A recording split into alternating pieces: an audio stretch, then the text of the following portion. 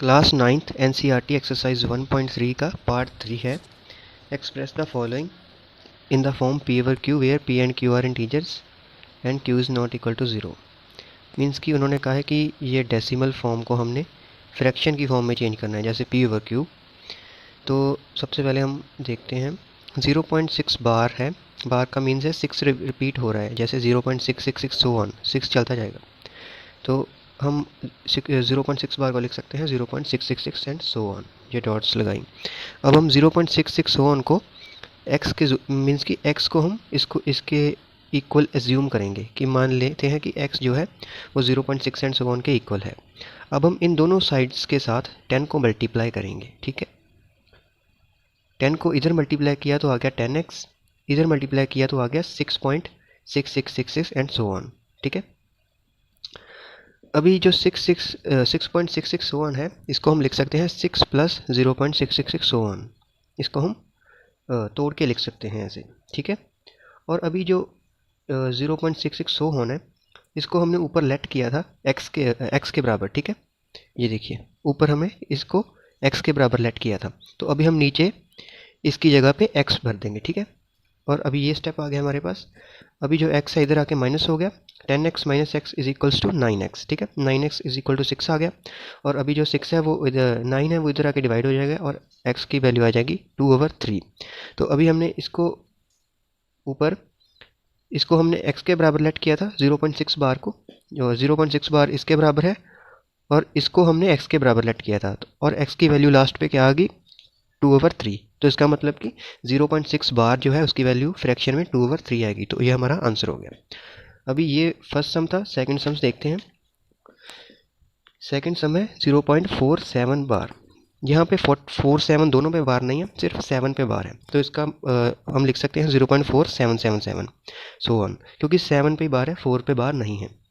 तो अभी इसको अभी हम ऐसे भी लिख सकते हैं 4.777 सो ऑन ओवर 10। हमने एक यहाँ पे डेसिमल आगे ले आए और नीचे 10 लगा दिया। अगर हम 2 लेके आना चाहते हैं तो हम नीचे 100 लगा सकते हैं। अगर डेसिमल राइट साइड को जाएगा तो हम डिवाइड करते जाएंगे 10 को, मतलब 0।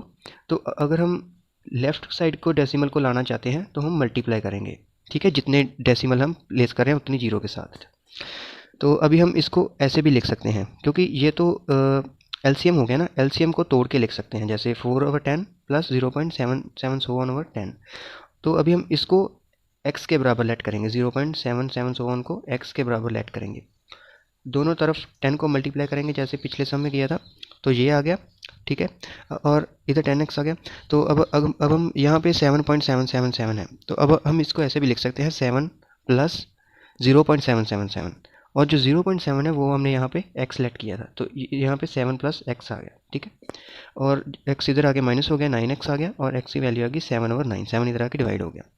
अब आगे है ये जो हमने ऊपर देखा था 4/10 प्लस 0.7777/10।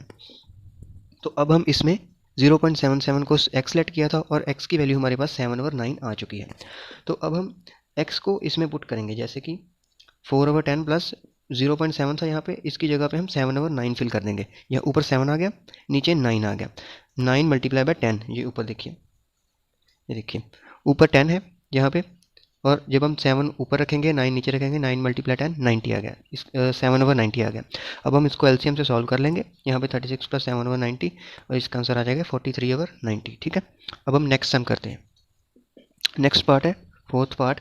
इसमें उन्होंने पूछा express 0.9 and so on in the form of p over q. इसको हम पी ओवर क्यू की फॉर्म में लिखेंगे। Are you surprised?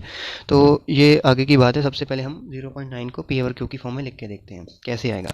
तो अब हम 0.9 एंड सो ऑन को एक्स के बराबर लेट करेंगे, दोनों तरफ 10 को मल्टीप्लाई करेंगे जैसे हमने प्रीवियस सम्स में अभी किया था। तो इधर 10x आ गया, इधर 9.999। तो अभी हम इसको ऐसे भी लिख सकते हैं 9 प्लस, जैसे हमने प्रीवियस सम में किया था इसको तोड़ के लिख सकते हैं 9 प्लस 0.999 इसको 10x। तो अभी हमने ऊपर 0.9 को 9 एंड सो ऑन को x के बराबर लेट किया था, तो यहाँ इसकी जगह पे हम x लिख देंगे, ठीक है। ये आ गया, और इधर x इधर आके माइनस हो गया, 9x आ गया, x की वैल्यू आ गई 1। अब हमें यहाँ से पता चलता है कि 0.999 इज इक्वल्स टू 1, ठीक है। अभी उन्होंने इसलिए समय पूछा था are you surprised and discuss with your teacher.